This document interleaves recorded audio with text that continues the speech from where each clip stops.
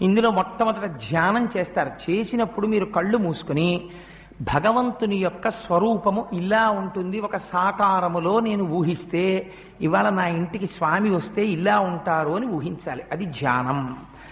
ఆవాహనం అంటే ఏమిటో తెలుసా అండి? మీరు అలా చేయడం మొదలెట్టండి, కోటేశ్వరరావు గారు చెప్పింది అబద్ధమో నిజమో మీకు తెలుస్తుంది.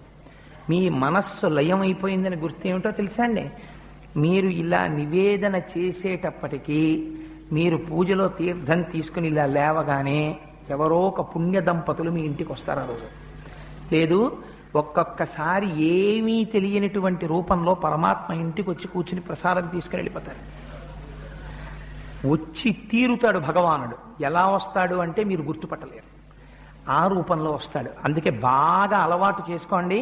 మీరు పూజ పూర్తి చెయ్యగానే మీ ఇంటికి ఎవరు వస్తారో వారికి తప్పకుండా మీరు ఏదో ఒక పదార్థాన్ని ఇచ్చి పంపడం నేర్చుకోండి.